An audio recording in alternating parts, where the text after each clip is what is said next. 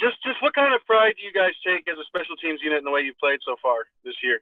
We take a lot of pride in special teams. Obviously, this game is played on all three phases, and it's all about coming out on Sundays and executing our game plan, and just trusting ourselves that we're going to do the right thing to help our team win in any way we can, making our field goals, field position, snapping the ball well and protecting and all that. So we take a lot of pride in it for sure.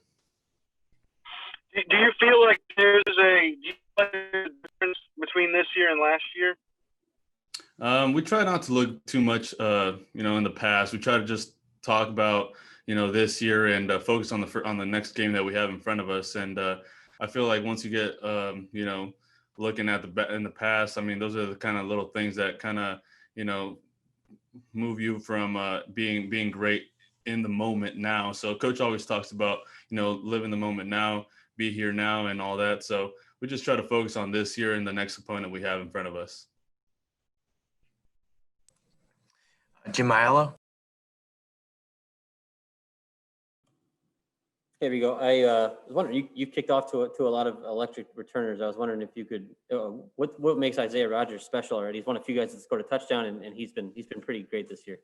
Isaiah, I remember the first day I saw him run. He's obviously electric, We saw his speed, his vision. He just has that wiggle to him and that vision. And obviously it's because of the guys around him too. And Coach Bubba and Frankie do a good job of, letting him know what he can and can't do and what things can help him improve and all that. So I feel like he's been growing throughout the season so far, and he's been doing a heck of a job. But I'm excited every time he gets to return a ball. I'm really excited for him. I'm like, this could be the one. And, even if he already had one this year, I'm excited for him every single time he catches the ball. Anybody else? Mike Chappell. Yeah, Rigo, the fact that you're so deep into special teams, I guess, how does it work when you've got defensive players, you've got cornerbacks and linebackers, backup guys who have to play major roles, core players? How do you see them balance that? And what's your appreciation when an DJ Speed or George Odom or whomever else is such a core, outstanding special teams player? I literally appreciate every single one of those guys, like protecting for me, going down, running their tail off, making plays all over the field, kickoff, punts. The guys blocking for the field goal unit. We appreciate those guys every single time, because I know they ultimately want to play offense and defense, but I know they also have a lot of passion to help our team win in the special teams units. And, we appreciate all their hard work.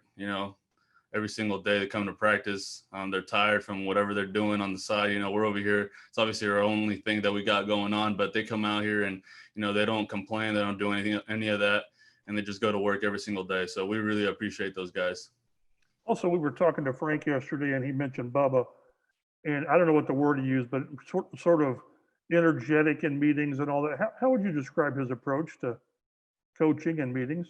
Yeah, Bubba's very, very passionate. He obviously played the game himself. He played on special teams, so he knows what it takes. You got to be sometimes reckless, but I guess controlled reckless is the word I'm looking for. And, he comes out every single day, meetings, and then in practice, he's always getting with guys after practice and helping them try to, get the edge every single week to be able to come up on top on Sundays. Joel Erickson. Rigo, how would you grade yourself so far, just punting-wise this season?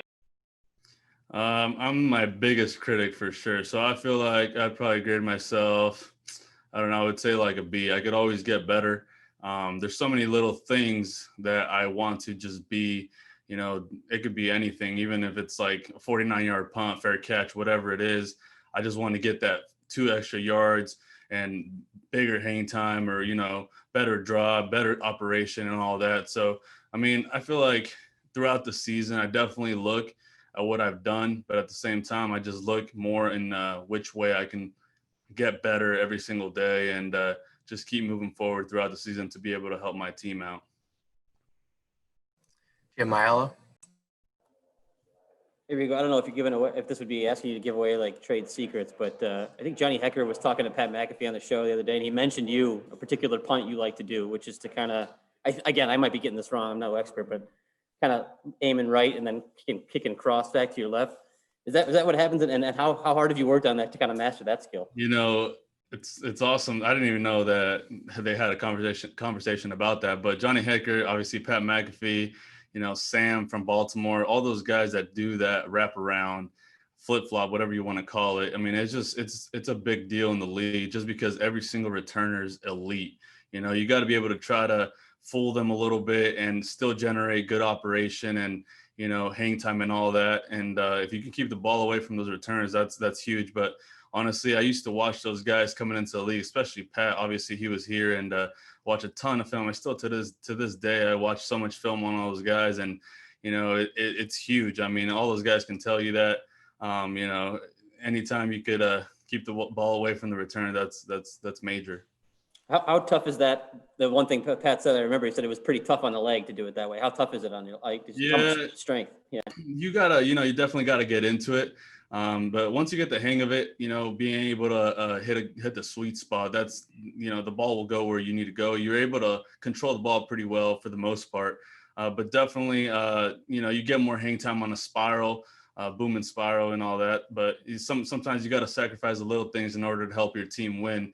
Sometimes a 45-yard punt out of bounds or a 45-yard punt for a catch is better than a 59-yard punt, that's returned for 30 yards. So it's one of those things that you just work at, and you gotta, sacrifice a little bit, but at the end of the day, it'll pay off. We'll go one more, Stephen Holder. There we go. You talked about all these different guys contributing on special teams, and I'm wondering if you could, address what helps guys buy into the philosophy of doing that, because I mean, no one grows up dreaming of like covering punts. They grow up thinking about scoring touchdowns, but you have to kind of buy into being a part of special teams and understanding the value. Why do guys on this team buy into that? I feel like it comes with like just trusting your teammates and playing for one another. I think that's one of the biggest things for us in this team specifically. We want to play for each other. Like, I want to play for my teammates every single game. I want to give our defense the best field position they can get. And I feel like that's just how it is with everybody else around us. George Odom wants to go out there, make a play, because it generates energy around the whole locker room, the whole game and all that. So, we make our own energy, and everybody wants to play for each other. I mean, we just want to go out there and win. At the end of the day, it's all about winning and playing for each other.